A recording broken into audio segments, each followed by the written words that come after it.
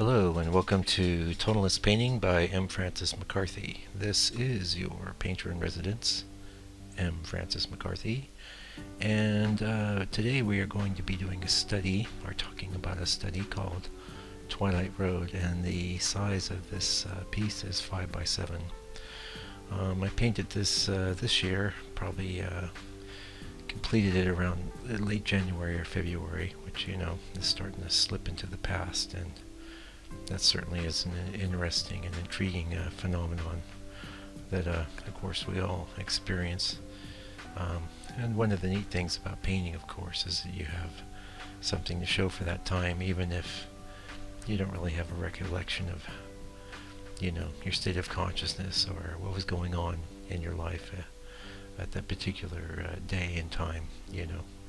It's always fresh, but paintings capture that moment, and they capture quality of emotion and feeling that is one of the main attractions that they have for me, really.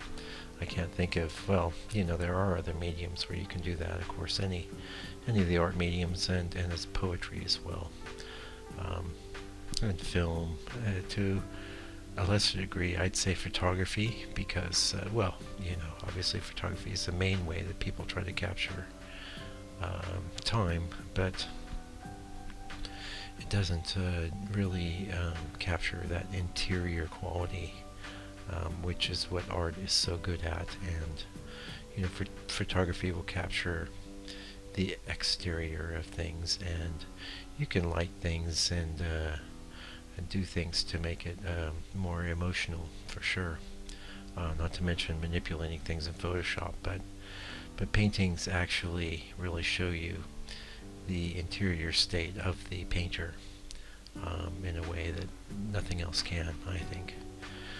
Anyway, this is a pretty successful painting, and the larger version we'll be doing next week is an 8 by 10, and I'm pretty happy with both of them, and they're the most recent pass of things I've completed, which says a lot, because we're getting close to the end of April. So I do have a series of 10 I've been working on, but really I've been finishing those up, but I've really been deep into this reinterpreting and repainting a bunch of older works that I've had sitting around, or that have come back from galleries, or just in general had something about them that was less than desirable. And it's very interesting. It's sometimes quite difficult to see these issues at the time you painted them. In other ways, it's not awesome.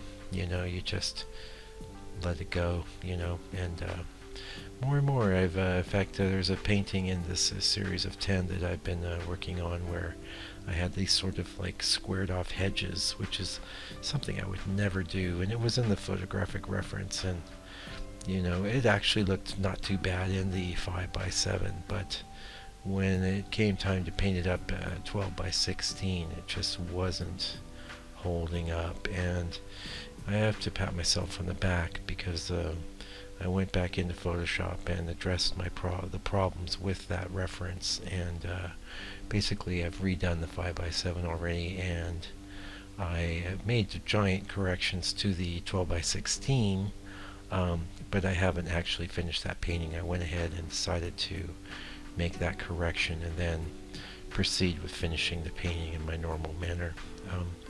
But I'm giving myself, like I said, a pat on the back for that, because that's sort of I don't know, it's almost like you're a dumb animal in the rain sometimes.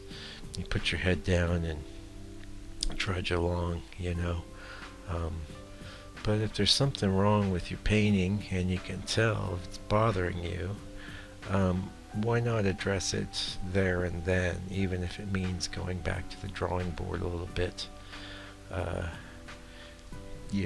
that's what I've done, and I feel really good about it.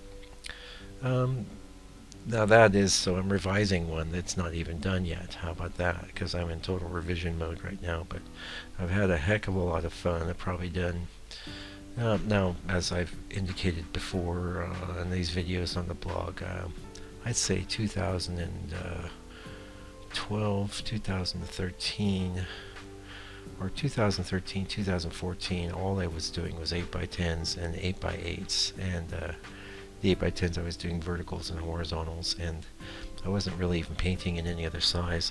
2015 I started getting into some 10x14s, ordered a bunch of panels that size.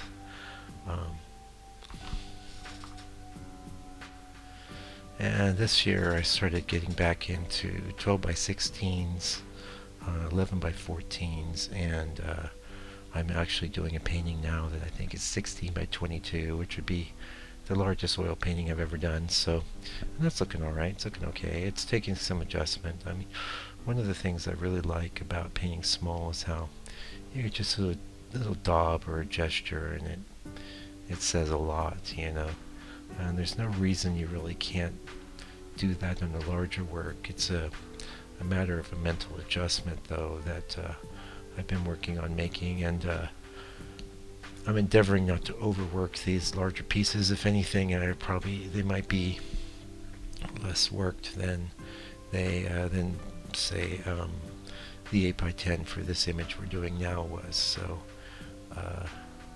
it's a process, and you know, it's part of my evolution as an artist, and I'm getting a lot of requests from galleries and other people to do larger things, so I've been moving in that direction.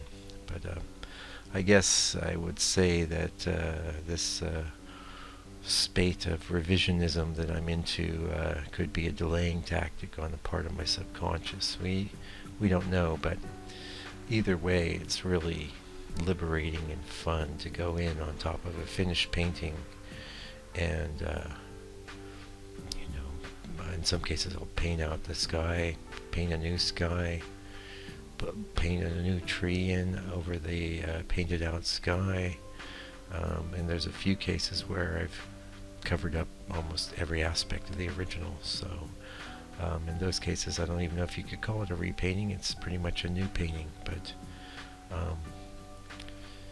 you know, it's still a very different effect you get than you see when I'm working just on top of my normal burnt sienna ground. For one, like you'll see in the darker patches, you'll see little streaks of the old surface coming through, and that's a quality that's very different. Anyway, I've told myself that I'm going to wrap it all up by the end of next week, which will be the end of April. So that would include the 10 paintings in my current series as well. So I'll have those 10 and another maybe 20 or 25 repaintings. And I also have a box of paintings that I cropped that might need a little repainting as well, but I don't think I'm going to get into those now, because the next thing I really need to do is I'm going to be doing maybe 5 motifs that I've painted in the past as 18x24s, and start really concentrating on getting some bigger things done, and maybe even breaking out of my series of 10.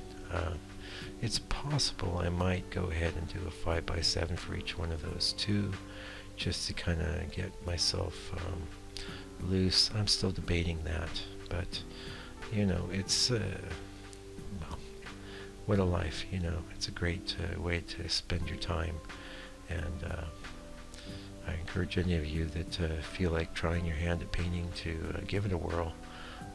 It's really fun. It's really hard to do too, I won't lie, but you know, most things worth doing are difficult to do. Like I could tell you, I've tried to play guitar several times in my life, and I really haven't got there. Anyway, I can see we're getting close to the end of this video. Thanks for joining me today for Tonalist Paintings by M. Francis McCarthy. If you'd like to see more of my work, go to landscapepainter.co.nz and check out my stuff there. So far I'm on track for one a week. I did one of these last week, and we'll see you next week. Take good care.